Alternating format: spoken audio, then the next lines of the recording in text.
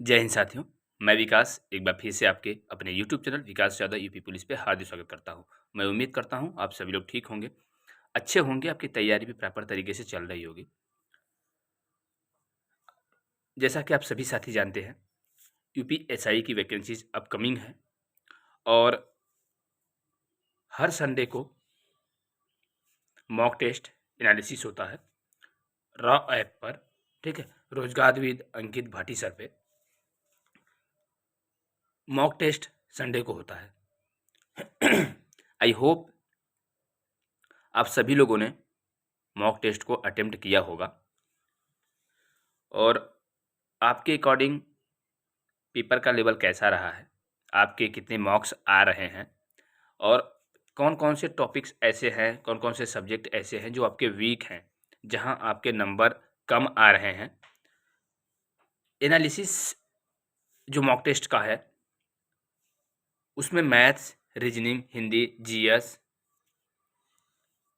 किस किस टॉपिक्स के क्वेश्चन इजी रहे हैं, किस सब्जेक्ट के क्वेश्चन हार्ड रहे हैं, क्या मॉडरेट पेपर रहा है या बिल्कुल इजी पेपर रहा है, उन सारी चीज़ों पे बात करेंगे as compared to previous year के पेपर। ठीक है, सबसे पहले तो मैं बात करूंगा सॉरी, अपने पेपर एनालिसिस जो मैंने पेपर दिया है 13 अप्रैल 2025 को। मेरा क्या स्कोर रहा है, अभी मेरे में कहाँ कमी है, उन सारी चीज़ों पे बात करेंगे। तो सबसे पहले तो मैं नंबर पे बात कर लेता हूँ कि 160 क्वेश्चन थे मेरे। मैथ में 38 क्वेश्चन सही थे, एक कैलकुलेशन मिस्टेक गलती थी और एक रीजनिंग का पोर्शन था जो कथन एंड निष्कर्ष होता है वो गलती थे। 2 क्वेश्चन मेरे गलत थे।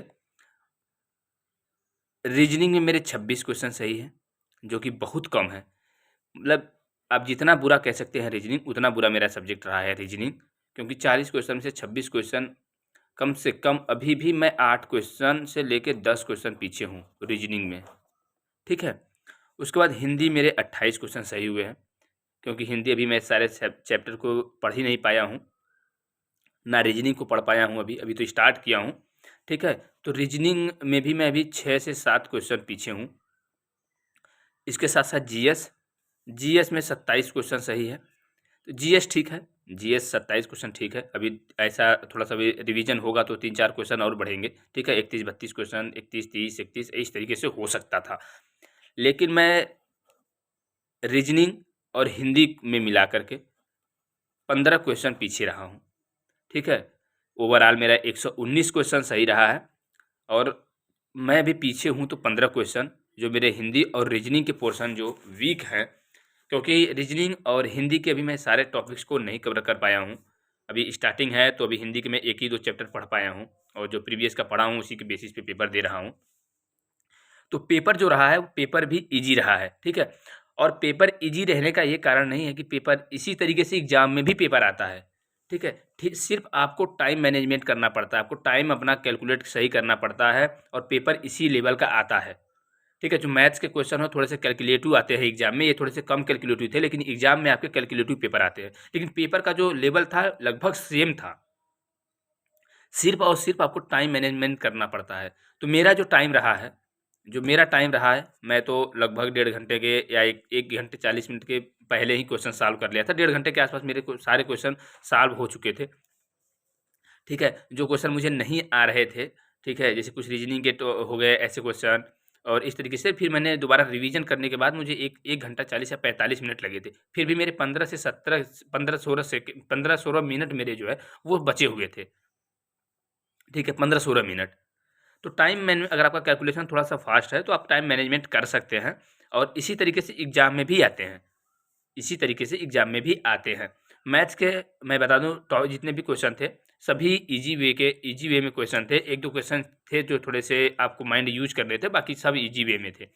रीजनिंग के कथन एंड निष्कर्ष के क्वेश्चन जो थोड़े से मुझे डिस्टर्ब किए हैं। ठीक है, उसमें कई ऐसे क्वेश्चन जो थे जो एक ही टॉपिक्स थे, वहाँ से मुझे डिस्टर्बेंस हुई है।